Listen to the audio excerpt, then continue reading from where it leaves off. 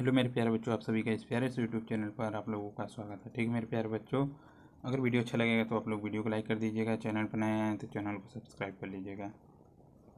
आज हम देखेंगे इस वीडियो में क्लास 10 का। ठीक मेरे प्यारे बच्चों, क्लास 10 मैथ यानी कि क्लास 10 गणित में हम देखेंगे। ठीक है, हर साल पूछा गया प्रश्न इस वीडियो में देखा जाएगा। ठीक है, और देखिए बिल्कुल आसान तरीके से हम समझेंगे और पूरे किताब के महत्वपूर्ण प्रश्न जो है इस वीडियो में, जो 4 नंबर वाले इम्पोर्टेंट क्वेश्चन है। ठीक मेरे प्यारे बच्चों, कितने नंबर वाले? तो 4 नंबर वाले इम्पोर्टेंट क्वेश्चन है, महत्वपूर्ण प्रश्न 4 नंबर वाले जो हैं बोर्ड एग्जाम 2024 के लिए जो मोस्ट इम्पोर्टेंट है। ठीक मेरे प्यारे बच्चों, क्या है? इम्पोर्टेंट क्वेश्चन है। ठीक, वेरी वेरी इंपॉर्टेंट क्वेश्चन है। जितने भी क्वेश्चन आप लोगों को बताएंगे वो सभी क्या है, बोर्ड एग्जाम के लिए 2024 बोर्ड एग्जाम के लिए क्या है, महत्वपूर्ण है। और देखिए 100% जो है यहीं से आएगा। ऐसा सवाल बन सकता है या यही पूछा भी जा सकता है। ठीक मेरे प्यारे बच्चों, तो देखिए वीडियो को लास्ट तक देखिएगा और चैनल पर नए हैं तो चैनल को सब्सक्राइब कर लीजिएगा और ज़्यादा से ज़्यादा अपने दोस्तों तक शेयर कीजिए। देखिए चलिए देखते हैं प्रश्न हमारा क्या कह रहा है कि, देखिए प्रश्न हमारा कह रहा है कि 20 वर्ष, क्या कह रहा है कि 20 वर्ष पूर्व पिता की आयु पुत्र की आयु की 4 गुनी थी। 4 वर्ष पश्चात पिता की, क्या कह रहे हैं, आयु पुत्र की आयु से 2 गुनी हो जाएगी। तो पिता और पुत्र की वर्तमान आयु हमसे पूछ रहा है।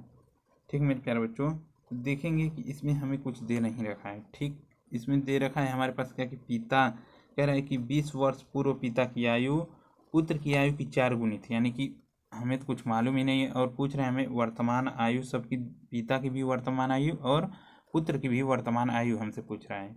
ठीक, तो देखिए इसको हल हम कैसे करेंगे, तो हम मान के सवाल को लगाएंगे। ठीक मेरे प्यारे बच्चों, क्या लगाएंगे? तो हम मान के सवाल लगाएंगे और देखिए हल हम लिखेंगे क्या, तो लिखेंगे हल। सर्वप्रथम हम हल ही लिखेंगे। पेपर में जाएंगे तो केवल हल, पहले हम हल लिखेंगे कि एग्जामिनर जो है जान जाएगा कि बच्चा हल कर रहा है। ठीक, तो हल लिख लेंगे और देखिए क्या मानेंगे, तो जो पूछ रहा है पहले उसे मान लीजिए। तो पिता की आयु, हमारे पास वर्तमान आयु पूछ रहा है और पुत्र की वर्तमान आयु पूछ रहा है, तो हम दोनों को पहले मान लेंगे। ठीक, तो हम लिखेंगे क्या कि माना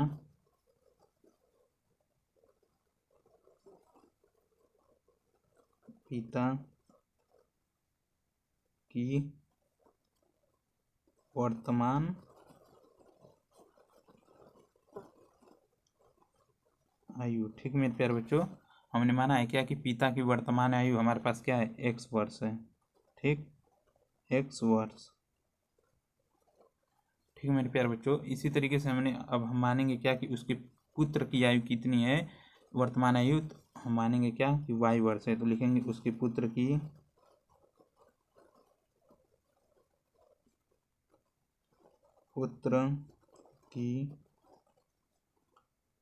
वर्तमान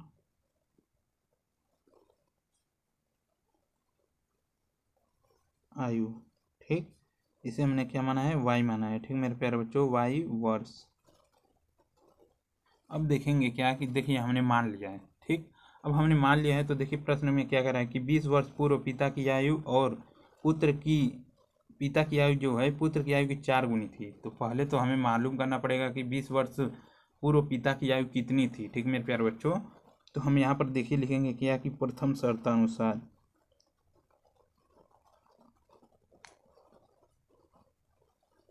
शर्तानुसार।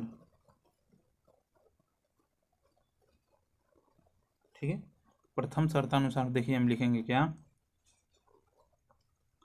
अब हम प्रथम शर्तानुसार लिख लेंगे। तो देखिए यहाँ पर क्या दे रखा है कि 20 वर्ष पूर्व पिता की आयु, तो हम लिखेंगे क्या कि 20 वर्ष पूर्व पिता की आयु कितनी थी। तो देखिए लिखेंगे क्या कि 20 वर्ष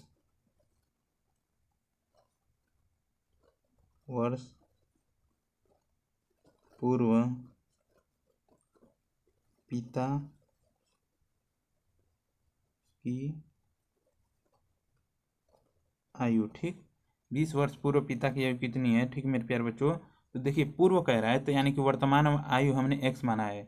तो वर्तमान आयु में से हम 20 वर्ष को घटाएंगे तो हमारे पास आयु मिल जाएगी कि नहीं, कि उनकी आयु कितनी है, 20 वर्ष पूर्व उनकी आयु कितनी थी। तो वर्तमान आयु हमारे पास है x और माइनस हम क्या करेंगे, इसमें से हम 20 घटा देंगे तो हमारे पास 20 वर्ष यानी पूर्व उसकी आयु हमें मिल जाएगी। ठीक मेरे प्यारे बच्चों, देखिए अगर पूर्व कहता है तो आप लोग माइनस कर दीजिए, साफ बात, पूर्व कहता है तो माइनस कर दीजिए, और पश्चात या बाद कहता है तो उसमें प्लस कर दीजिए। ठीक, अब देखिए इसी तरीके से हम क्या करेंगे, बेटे के भी 20 वर्ष पूर्व पहले आयु निकाल लेंगे। ठीक, तो हम लिखेंगे क्या कि 20 वर्ष पूर्व पुत्र की आयु। ठीक, 20 वर्ष पूर्व पुत्र की आयु कितनी है, तो अभी हम लिख लेंगे क्या कि वर्तमान आयु उसकी y है, तो हम लिखेंगे क्या y माइनस 20। ठीक है मेरे प्यारे बच्चों, वर्ष। अब देखिए साफ बात है, इसमें एकदम आसानी तरीके से अब सवाल लगेगा। ठीक है मेरे प्यारे बच्चों, अब देखिए इसमें क्या कह रहा है कि प्रश्न पहले देखिए, इसमें देखिए दे रखा है कि 20 वर्ष पूर्व पिता की आयु, यानी कि पिता की आयु तो हमें 20 वर्ष पूर्व मिल गई है।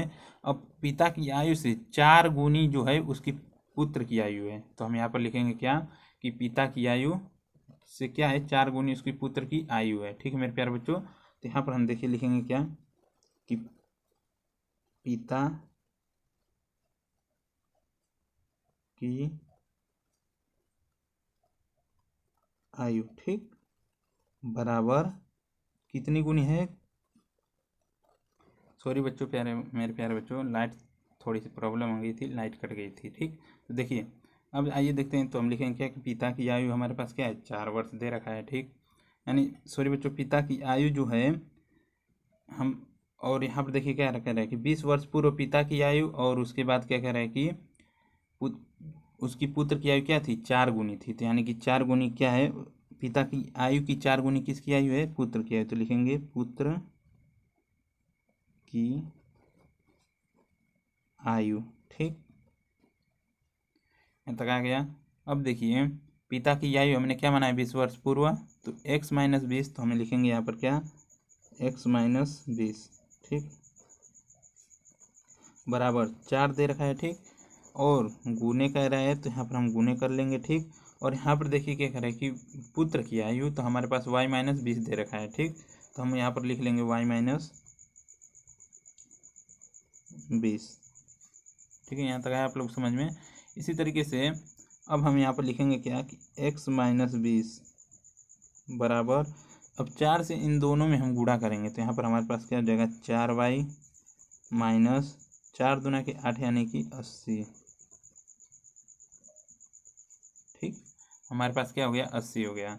अब देखिए यह हमारे पास क्या है चर पद, और यह दोनों हमारे पास क्या है अचर पद, तो अचर पद एक तरफ कर लेंगे और चर पद को एक तरफ कर लेंगे। ठीक मेरे प्यारे बच्चों, अचर पद हम एक तरफ करेंगे और चर पद को एक तरफ करेंगे। ठीक, तो यहाँ पर देखिए हम लिखेंगे क्या कि x, ये क्या है प्लस, इधर आएगा तो माइनस हमारे पास हो जाएगा, यहाँ पर हो जाएगा 4y बराबर में, ये क्या है माइनस है तो माइनस 80 हम लिख लेंगे। ठीक, ये क्या है माइनस में दे रखा है, 20 को इधर लाएंगे तो हमारे पास चिन्ह जो है बदल जाएगा, प्लस 20 हो जाएगा। ठीक मेरे प्यारे बच्चों, अब देखिए प्लस 20 हो गया, तो प्लस और माइनस है, तो प्लस माइनस क्या होते हैं घटते हैं, और सदैव बड़े वाला का चिन्ह हम लगाते हैं। ठीक, तो हम यहाँ पर क्या लिख लेंगे कि x माइनस 4y बराबर माइनस जो है हमारे पास क्या हो जाएगा, यानी कि 80 में से 20 घटाएंगे तो हमारे पास क्या बचेगा 60। इसे हम समीकरण 1 मान लें। ठीक, इसे हम मान लेंगे समीकरण 1। ठीक है मेरे प्यारे बच्चों, अब देखिए समीकरण 1 हमने मान लिया। इसी में देखिए अब प्रश्न हमारे पास क्या कर रहा है कि इसी में अगर आप लोग देखेंगे तो इसी में हमारे पास दे रखा है क्या कि यहाँ तक तो हमने हल कर लिया, समीकरण 1 मान लिया। 4 वर्ष पश्चात, अब देखिए क्या कह रहा है कि उसके बाद में कह रहा है कि 4 वर्ष पश्चात पिता की आयु पुत्र की आयु की 2 गुनी हो जाएगी। तो हम देखेंगे दूसरे प्रश्नानुसार क्या लिखेंगे, तो लिखेंगे क्या कि द्वितीय शर्तानुसार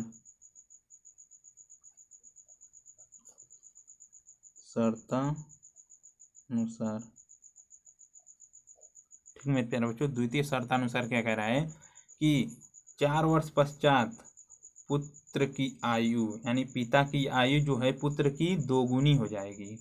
ठीक, पुत्र की आयु की 2 गुनी हो जाएगी, तो यहाँ पर हम लिखेंगे पश्चात, यानी कि पिता की आयु 4 वर्ष पश्चात कितनी है और पुत्र की आयु कितनी है, पहले वह लिख लेंगे, तो इसी तरीके से जो है हम उसे भी ज्ञात कर लेंगे। तो ठीक है, तो अब लिखेंगे हम क्या कि 4 वर्ष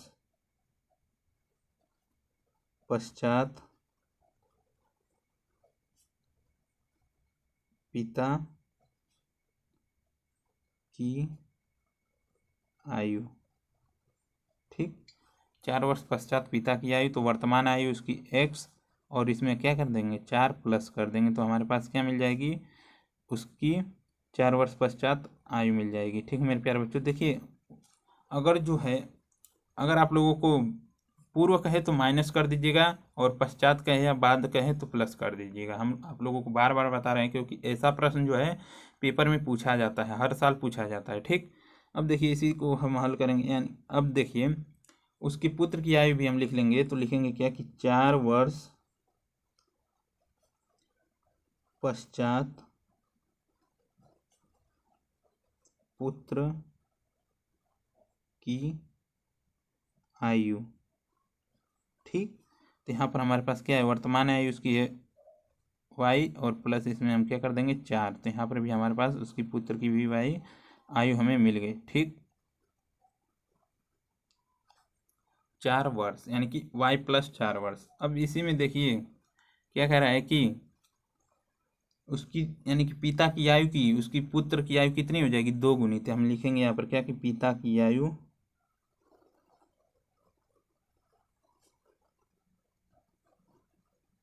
ठीक बराबर 2 गुनी हो जाएगी किसकी, पुत्र की आयु।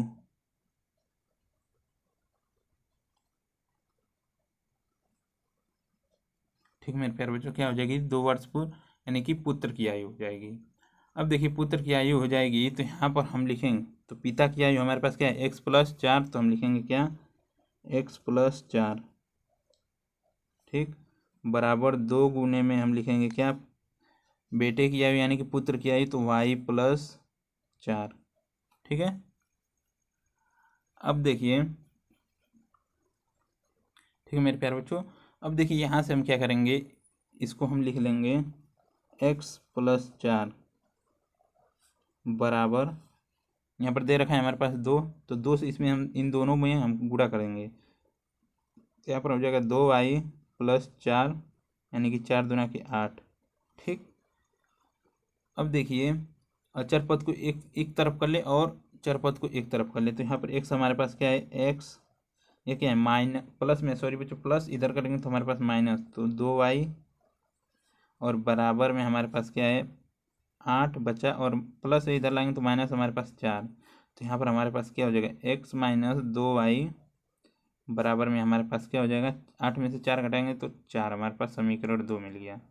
ठीक, तो अब देखिए 2 समीकरण हमें मिले, इन दोनों समीकरणों को आप हम हल कर सकते हैं कि नहीं कर सकते हैं। यहाँ पर देखिए दोनों समीकरण हमारे पास हैं, क्या कि x-4y बराबर -7 पहला समीकरण, और x-2y बराबर 4 दूसरा समीकरण। तो आप लोग समीकरण को हल करना जानते होंगे। ठीक मेरे प्यारे बच्चों, तो इसमें हम समीकरण को हल करेंगे विलोपन विधि से। ठीक, तो हम लिखेंगे क्या, समीकरण 1 और समीकरण 2 से लिखेंगे समीकरण 1 व समीकरण 2 से। ठीक है मेरे प्यारे बच्चों, समीकरण 1 व समीकरण 2 से।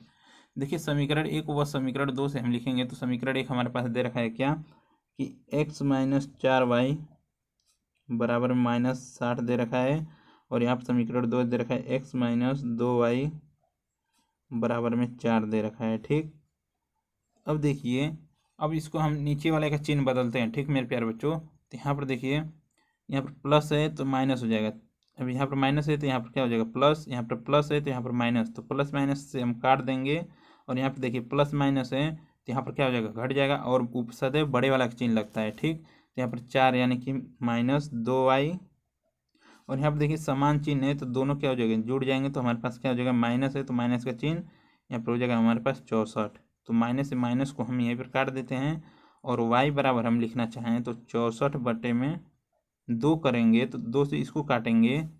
ठीक है मेरे प्यारे बच्चों, तो यहाँ पर हमारे पास क्या बचेगा, y बराबर जो है हमारे पास 32 बचेगा। ठीक, तो देखिए y का मान भी हमें मिल गया। अब करेंगे सीधे उठाएंगे और रखेंगे क्या समीकरण 1 में, y का मान जो है हम समीकरण 1 में रखेंगे।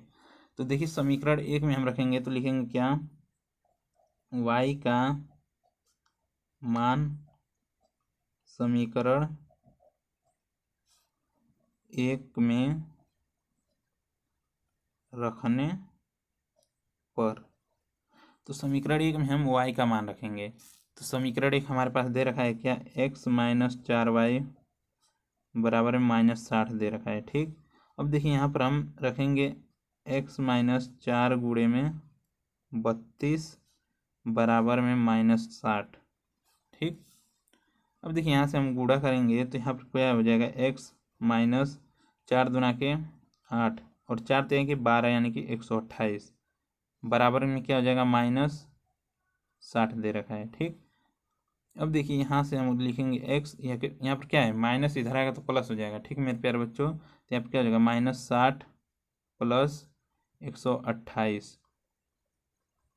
ठीक, अब देखिए इसमें से हम क्या करेंगे, x बराबर -60 और प्लस 128 दे रखा है, तो यहाँ से हम घटाएंगे तो हमारे पास क्या बचेगा, प्लस माइनस क्या होंगे, घटेंगे और सदैव बड़े वाला चिन्ह लगेगा तो हमारे पास प्लस होगा और यहाँ पर क्या हो जाएगा हमारे पास 68।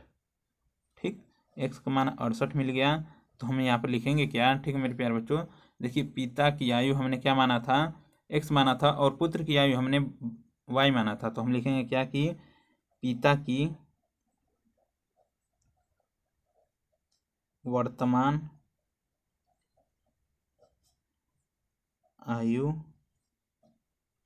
यानी कि x बराबर हमारे पास क्या है 68। ठीक, और देखिए पुत्र की वर्तमान आयु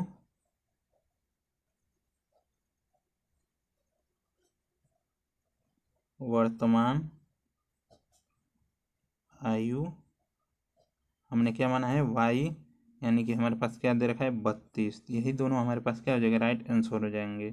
ठीक है मेरे प्यारे बच्चों, ये दोनों हमारे पास क्या हो जाएंगे, राइट आंसर हो जाएंगे। यहाँ तक आया आप लोग समझ में। आइए चलते हम दूसरा प्रश्न देखेंगे, इसमें का मोस्ट इंपॉर्टेंट। ठीक है, देखिए अब दूसरा प्रश्न को हम देखेंगे क्या कि निम्नलिखित तो समीकरण को द्विघात समीकरण में समान क्या कर रहा है कि समानित करके हल कीजिए। तो देखिए प्यारे बच्चों, इसको हम क्या करना है, द्विघात समीकरण में के रूप में लिखना है और उसके बाद क्या करना है, इसका हल करना है। तो यहाँ पर देखिए यह हमारे पास दे रखा है क्या कि √4x, ठीक, -3 प्लस √ में दे रखा है 2x + 3 बराबर 6 दे रखा है। तो इसको हम हल करने से पहले देखिए प्यारे बच्चों, तो इसको या इस तरीके से भी लिख सकते हैं कि नहीं लिख सकते हैं। यहाँ पर दे रखा है √4x - 3, इसको अगर यह क्या है प्लस, इसको इधर करेंगे तो माइनस हो जाएगा, तो हम यहाँ पर क्या लिखेंगे बराबर 6 माइनस में √2x + में 3 लिख सकते हैं कि नहीं लिख सकते हैं। ठीक है मेरे प्यारे बच्चों, अब देखिए अब क्या करेंगे, तो इसमें देखिए प्यारे बच्चों बहुत ही कंडीशन है। ठीक, तो यहाँ पर अब हल करने के यानी कि कड़ी को हटाने के लिए हम क्या करेंगे, दोनों पक्षों में हम वर्क करेंगे। तो लिखेंगे क्या कि कड़ी दोनों पक्षों में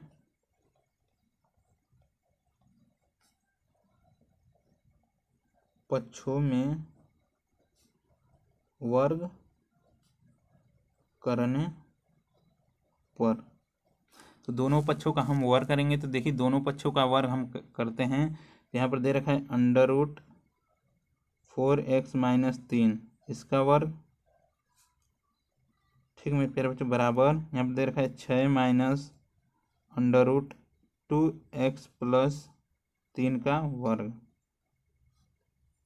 यहाँ पर देखिए अगर इसको हम वर्ग यानी कि कड़ी यानी स्क्वायर से, यानी कि यहाँ पर क्या हो जाएगा, कड़ी कट जाएगा, तो यहाँ पर हम लिखेंगे क्या 4x - 3 बराबर। ठीक है मेरे प्यारे बच्चों, यहाँ पर देखिए यह क्या है, a - b, यानी कि एक सूत्र होता है हमारे पास कि क्या कि a - b का होल स्क्वायर का एक सूत्र होता है, क्या होता है, ठीक मेरे प्यारे बच्चों, तो होता है a का स्क्वायर प्लस b का स्क्वायर माइनस जो होता है 2ab होता है।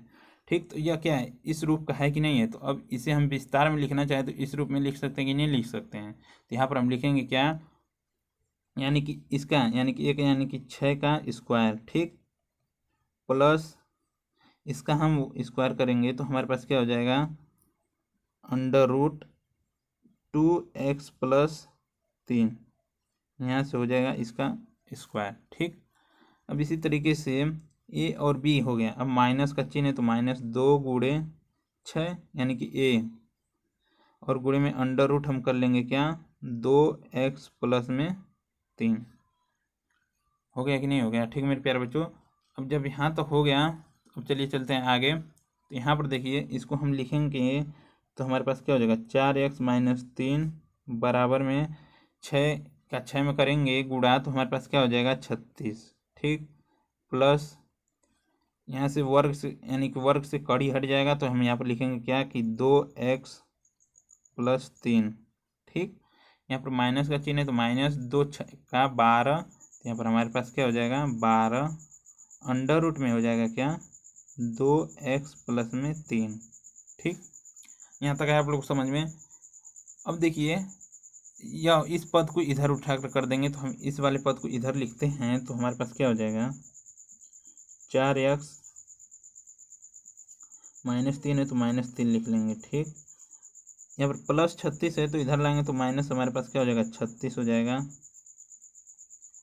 अब इसी तरीके से जो है यहाँ पर भी +2x है तो माइनस हमारे पास क्या हो जाएगा 2x, यहाँ पर +3 है तो यहाँ पर -3 हमारे पास हो जाएगा और बराबर -12 अंडर रूट हमारे पास दे रखा है क्या कि 2x+3।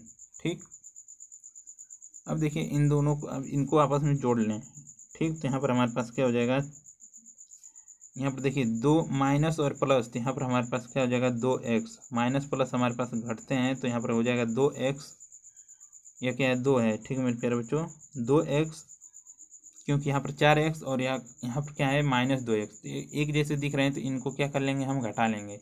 और देखिए यहाँ पर तीनों क्या है समान है यानी कि माइनस माइनस है तो तीनों को हम जोड़ लेंगे तो यहाँ पर हमारे पास क्या हो जाएगा 42, माइनस में हो जाएगा 42, 39 में 3 जोड़ेंगे तो 42, तो 42 बराबर हमारे पास क्या हो जाएगा -12 अंडर रूट में दे रखा है 2x+3। ठीक, यहाँ तक हो जाने के बाद प्यारे बच्चों अब करेंगे हम क्या कि दोनों पक्षों में हम करेंगे भाग 2 से। ठीक, तो लिखेंगे दोनों पक्षों में 2 से भाग देने पर, दोनों पक्षों में 2 से भाग देने पर। ठीक, दोनों पक्षों में हम 2 से भाग करेंगे तो यहाँ पर हमारे पास दे रखा है 2x/2 कर लेंगे माइनस यहाँ पर हमारे पास दे रखा है 42/2 बराबर ये क्या है -12 अंडर रूट दे रखा है 2x+3। इसके पूरे में हमारे पास बटे में है 2। ठीक, जब पूरे में 2 है तो हम यहाँ से लिखेंगे क्या कि 2 से अगर काटे तो इसको यह कट जाएगा और इसे 2 से काटेंगे तो हमारे पास क्या हो जाएगा 21 दूना का 42 और 2 से इसको काटेंगे तो हमारे पास यहाँ पर हो जाएगा 6। तो इसको हम विस्तार से लिख दें तो यहाँ पर हमारे पास हो जाएगा x -21 बराबर -6 अंडर रूट 2x+3। ठीक, होगा कि नहीं होगा? ठीक मेरे प्यारे बच्चों, अब देखिए अब क्या करेंगे इसका पुनः कड़ी को हटाने के लिए पुनः क्या करेंगे वर्ग करेंगे। तो लिखेंगे पुनः वर्ग करने पर, पुनः वर्ग करने पर अब क्या करेंगे पुनः दोनों पक्षों में वर्ग करेंगे। ठीक है मेरे प्यारे बच्चों, यहाँ पर दे रखा है x-2 यानी कि x-21 का वर्ग हम करेंगे यहाँ पर और बराबर -6 अंडर रूट दे रखा है 2x+3, इसका हम करेंगे वर्ग। अब देखिए जब इसका हम वर्ग करेंगे ठीक है मेरे प्यारे बच्चों तो यहाँ से हम लिखेंगे यह भी देखिए a प्लस ए का यहाँ पर देख a-b का होल स्क्वायर यानी कि वही सूत्र हमारे पास जो ऊपर लगा था वही सूत्र यहाँ पर भी हम लगाएंगे। यहाँ पर हमारे पास क्या हो जाएगा x यानी कि x का स्क्वायर प्लस b यानी कि 21 का स्क्वायर और यहाँ पर हमारे पास क्या हो जाएगा -2 गुणे a और 21। ठीक है मेरे प्यारे बच्चों बराबर, अब देखिए माइनस और इसका वर्ग करेंगे -6 का तो किसी भी हम अगर कोई संख्या में अगर माइनस है, ठीक मेरे प्यारे बच्चों, और उसका हम वर्ग करते हैं तो माइनस चिन्ह क्या होता है, प्लस में बदल जाता है। तो यहाँ पर हम लिखेंगे क्या, 6 × 6 करेंगे तो 36, और यहाँ पर देखिए 2 से क्या हो जाएगा, कड़ी हट जाएगा तो हमारे पास बचेगा क्या, 2x + 3, क्योंकि इसमें भी वर्ग करेंगे तो इस वर्ग में हमारे पास कड़ी हट जाएगा, इस वर्ग से कड़ी हट जाएगा, ठीक। और यहाँ पर देखिए हम लिखेंगे क्या, x² + 21 × अगर 21 हम करते हैं तो हमारे पास होगा क्या, 1 2, यहाँ पर हमारे पास हो जाएगा 2 और 4, 1 4 4, 441 हमारे पास होगा, ठीक मेरे प्यारे बच्चों, क्या होगा, 441। तो हम यहाँ पर लिखेंगे क्या कि 4 × 4 यानी 441, और यहाँ पर देखिए क्या दे रखा है, माइनस माइनस का चिन्ह लगा लेंगे, 21 दूना के 42 यानी कि 42x बराबर।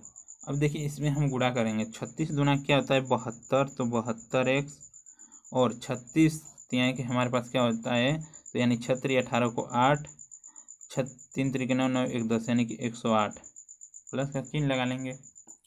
अब देखिए इसी तरीके से हम करेंगे क्या कि अब इन सभी पद को उठाएंगे और इधर लाएंगे, ठीक मेरे प्यारे बच्चों, इन सभी पद को उठाएंगे और इधर लाएंगे, ठीक।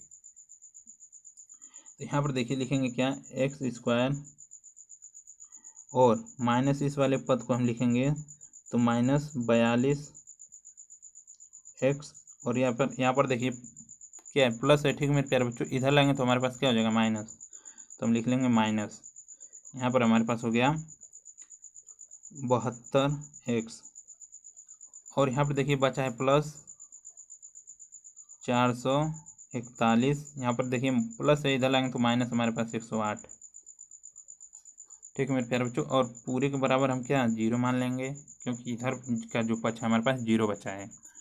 अब देखिए इसी तरीके से हम चलेंगे आगे, तो यहाँ से हमारे पास x² और माइनस माइनस प्लस यानी कि समान चिन्ह है, जुड़ जाएंगे, ठीक। तो माइनस का चिन्ह लगाएंगे तो 2 2 4 और 7 3 10 यानी 11 114 x, और माइनस यहाँ पर देखिए प्लस है तो प्लस का चिन्ह लगाएंगे, बड़े वाला का चिन्ह लगाएंगे, और यहाँ पर हम घटाएंगे तो हमारे पास क्या बचेगा, 11। देखिए प्यारे बच्चे, 11 में से हम 8 घटाएंगे तो 3, और यहाँ पर भी बचा 3, और यहाँ पर भी बचा, यानी कि 4 में से 1 घटाएंगे तो हमारे पास क्या बचेगा, 3, और पूरे के बराबर हमारे पास क्या हो जाएगा, 0 हो जाएगा। अब देखिए हमारे पास यह क्या है, द्विघात जो है द्विघात समीकरण के रूप में आ गया है, ठीक है मेरे प्यारे बच्चों, यह जो है द्विघात समीकरण के रूप में अब जाके आया है।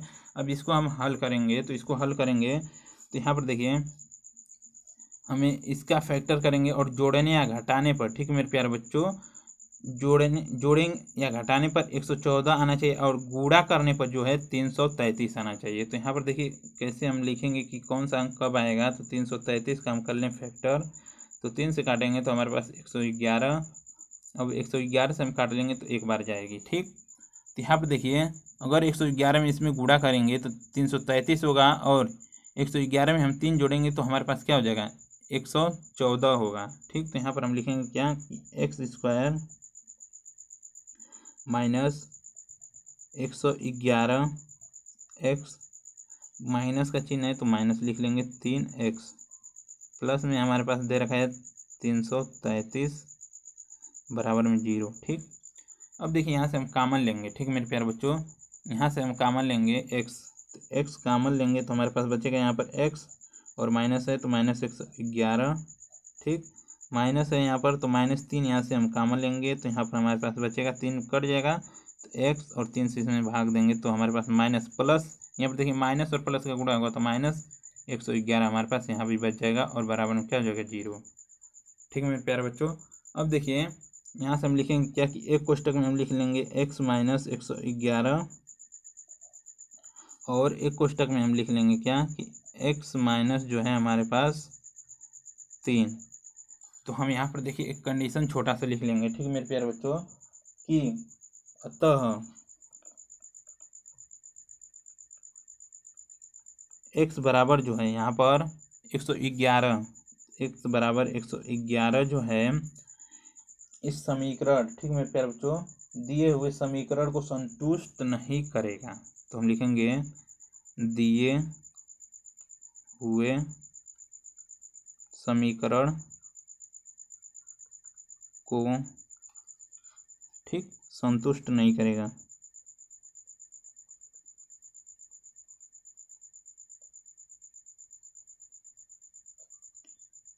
नहीं करेगा। ठीक, इसलिए हम क्या करेंगे, x का मान यानी कि हमारे पास क्या होगा 3 होगा। ठीक, इसलिए x बराबर हमारे पास क्या होगा 3, यही आंसर हो जाएगा। ठीक मेरे प्यारे बच्चों, अगर यहाँ पर देखिए x बराबर x माइनस 11 बराबर 0 रखें तो x को इधर लाएंगे तो हमारे पास x माइनस 11 होगा। ठीक, और यहाँ पर देखिए x माइनस 3 को अगर बराबर 0 रखें तो यहाँ पर देख लीजिए x माइनस 111 बराबर 0 रखें तो x बराबर हमारे पास 111 आएगा। ठीक, और यह चूँकि यह मान जो है हमारे पास इस जो समीकरण दिया है उसके लिए यह सत्य नहीं है। अब x बराबर जो है हमारे पास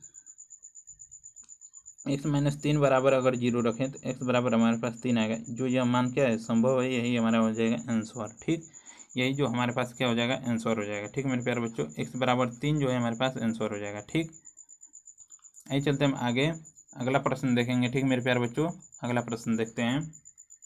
मुझे आशा है कि यहाँ तक आप लोग समझ में आया होगा। ठीक है, ठीक है मेरे प्यारे बच्चों, अब देखिए हमारा प्रश्न है तीसरा। ठीक, तो तीसरा प्रश्न क्या कह रहा है कि एक नदी के पुल के एक बिंदु से नदी के सम्मुख किनारों के अवनमन कोण क्रमशः 30 अंश और 45 अंश है। यदि पुल किनारों से 3 मीटर की ऊंचाई पर हो तो नदी की चौड़ाई ज्ञात कीजिए। ठीक मेरे प्यारे बच्चों, इसमें देखिए क्या पूछ रहा है और कैसे पूछ रहा है। तो यहाँ पर देखिए हमें नदी की चौड़ाई पूछ रहा है, तो हम यहाँ पर देखिए ये अगर हम माने कि यह हमारे पास एक नदी दे रखा है। ठीक, तो नदी के ऊपर हमारे पास क्या होगा पुल होगा, तो यहाँ पर हमारे पास एक पुल दे रखा है। ठीक, हमने माना यहाँ पर एक हमारे पास पुल है। ठीक, अब देखिए क्या कह रहा है कि नदी के एक बिंदु से यानी कि नदी के पुल के एक बिंदु से हमारे पास ऊपर जो दे रखा है हमारे पास क्या है पुल। ठीक, और नीचे वाला हमारे पास क्या है नदी है। तो यहाँ से अगर हम इस बिंदु से क्या करें कि सम्मुख किनारों के यानी कि नदी का किनारा एक यह है और नदी का किनारा एक यह है, तो सम्मुख किनारों के क्रमशः जो अवनमन कोण क्या बना है 30 अंश और 45 अंश। तो यहाँ पर हमारे पास जो कोण यहाँ पर देखिए बनेगा, तो यह क्या है हमारे पास यहाँ पर जो कोण बनेगा अवनमन कोण हमारे पास 30 अंश बनेगा और यहाँ पर जो हमारे पास कोण बनेगा अवनमन कोण यहाँ पर हमारे पास 45 अंश का बनेगा। ठीक मेरे प्यारे बच्चों, तो देखिए अवनमन कोण जो है कब बनता है और कैसे बनता है। ठीक मेरे प्यारे बच्चों, अगर किसी वस्तु को हम ऊपर से बैठकर नीचे की ओर देखें तो हमारे दृष्टि यानी कि क्षैतिज रेखा, यह क्या है हमारे पास क्षैतिज रेखा और दृष्टि रेखा के बीच में जो कोण बनता है हमारे पास वही अवनमन कोण होता है। ठीक, और देखिए यह दोनों हमारे पास क्या है पैरेलल समांतर है। तो अगर समांतर रेखा को कोई तिर्यक रेखा काटती है तो उसके अंतर्गत जो कोण बनते हैं वह सम्मुख कोण क्या होते हैं बराबर होते हैं। एकांतर कोण क्या होते हैं बराबर होते हैं। आप लोग पढ़े होंगे एकांतर कोण, तो यहाँ पर भी हमारे पास क्या हो जाएगा 30 अंश और यहाँ पर भी हमारे पास सम्मुख कोण है, तो यहाँ पर भी हमारे पास यानी कि एकांतर कोण है। ठीक मेरे प्यारे बच्चों, सम्मुख नहीं एकांतर, यहाँ पर भी हमारे पास क्या हो जाएगा 45 अंश। अब देखिए यहाँ पर भी 45 अंश हो गया। तो नदी की अब देखिए यहाँ पर क्या कह रहा है कि यदि पुल किनारों से 3 मीटर की ऊंचाई पर है, यहाँ से भी यहाँ तक ले या यहाँ से यहाँ तक ले, तो ऊंचाई जो है नदी की यानी कि नदी और पुल के बीच की ऊंचाई जो है हमारे पास 3 मीटर दे रखा है। तो यानी कि यहाँ से यहाँ तक की दूरी हमारे पास क्या दे रखा है, यहाँ पर 90 डिग्री का कोण बनेगा यानी कि हमारे पास 3 मीटर दे रखा है। ठीक, अब देखिए इसे हम मान लेंगे यहाँ पर क्या है ए, यहाँ पर है हमारे पास बी और यहाँ पर है सी और यहाँ पर हमारे पास डी। ठीक, तो यहाँ पर ए बी सी डी हमें मिल गया। ठीक, अब देखिए इसको हम हल करेंगे तो लिखेंगे हल। ठीक मेरे प्यारे बच्चों, तो देखिए यहाँ पर त्रिभुज हम देखेंगे त्रिभुज डी सी में डी सी यानी कि त्रिभुज बी डी सी में, तो लिखेंगे त्रिभुज बी डी सी में।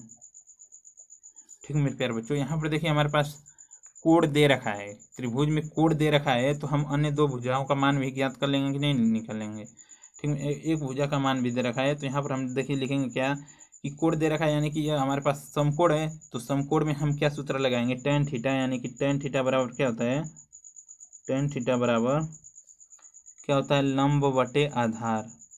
ठीक, क्या होता है, tan थीटा बराबर लंब बटे आधार। तो हमारे पास क्या है, लंब हमारे पास दे रखा है BD और tan थीटा, थीटा का मान हमारे पास 45 दे रखा है। तो हम लिखेंगे क्या कि TAN यानी कि tan 45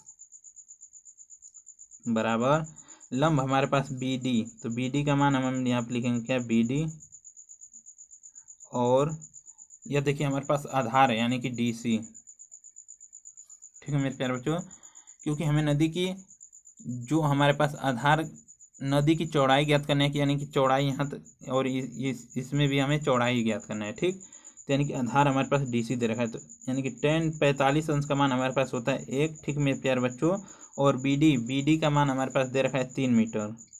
और DC हम ज्ञात कर लेंगे, यहाँ पर हमारे पास DC, तो DC यानी कि तिर्यक के यहाँ पर देखिए गुणा कर देंगे। ठीक, तो यहाँ से इसको यहाँ पर हम गुणा करेंगे, इसके बटे भी 1 कर लें, यहाँ पर 1 कर लें, तो हमारे पास तिर्यक गुणा करेंगे तो हमारे पास क्या हो जाएगा, DC बराबर 3 मीटर। ठीक मेरे प्यारे बच्चों, DC बराबर हमारे पास 3 मीटर हो गया। इसी तरीके से देखिए यहाँ पर जब मिल गया तो हम त्रिभुज जो है अब BAD में या BDA में, तो हम लिखेंगे त्रिभुज ABD में। यहाँ पर देखिए दूसरा स्टेप में लिखेंगे त्रिभुज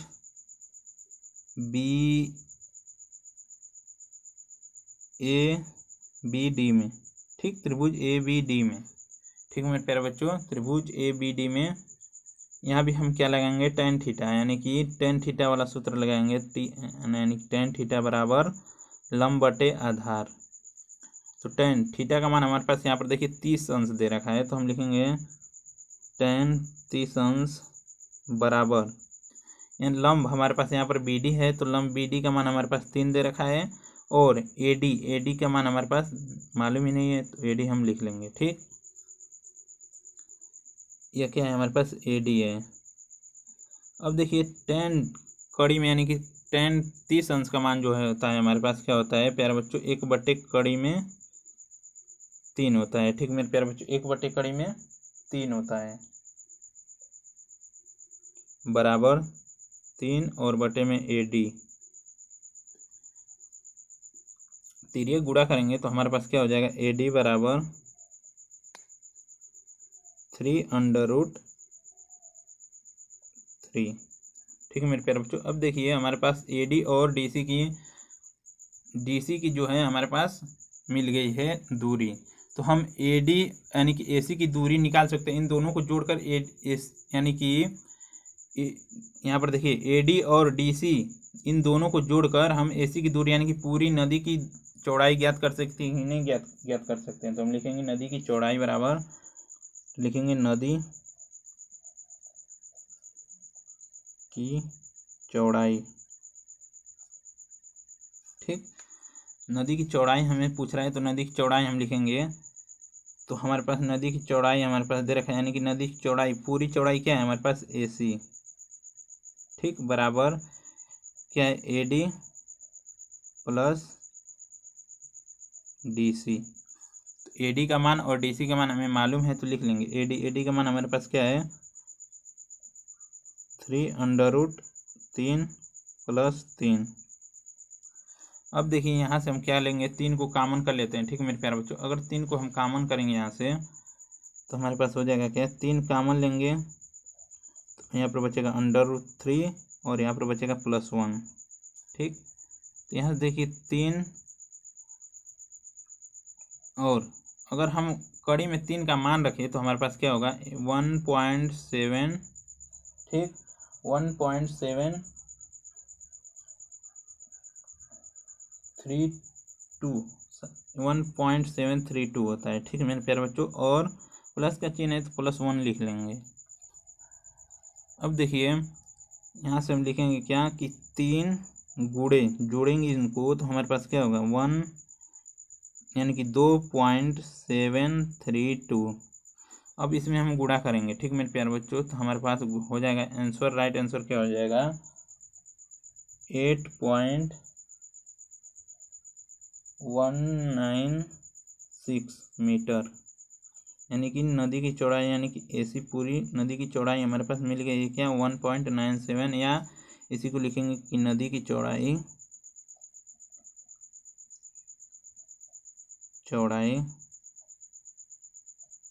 बराबर 8.20 मीटर। ठीक मेरे प्यारे बच्चों, ये क्या हो जाएगा हमारे पास राइट आंसर हो जाएगा। ठीक मेरे प्यारे बच्चों, यहीं तक हमारा वीडियो होता है समाप्त। अगर वीडियो अच्छा लगा तो वीडियो को लाइक कर दीजिएगा, चैनल पर नए आए तो चैनल को सब्सक्राइब कर लीजिएगा। और ऐसे ही ठीक है मेरे प्यारे बच्चों, और वीडियो देखने के लिए कमेंट कीजिएगा। ठीक है मेरे प्यारे बच्चों, मोस्ट इंपॉर्टेंट क्वेश्चन की तैयारी इस बार 90% जो है 90% लाना है। ठीक है मेरे प्यारे बच्चों, मैथ में 100% नंबर लाना है, 100 में 100 लाना है। ठीक है मेरे प्यारे बच्चों, 100 में 100 लाना है, तो हमारे चैनल को सब्सक्राइब कर लीजिएगा। ठीक है मेरे प्यारे बच्चों, इसमें हर एक विषय यानी कि हर एक सब्जेक्ट की तैयारी कराई जा रही है। ठीक है, और जोरों शोरों से तैयारी कराई जाएगी। ठीक है मेरे प्यारे बच्चों, अगर वीडियो अच्छा लगा तो चैनल को सब्सक्राइब कर लीजिएगा। धन्यवाद मेरे प्यारे बच्चों, धन्यवाद।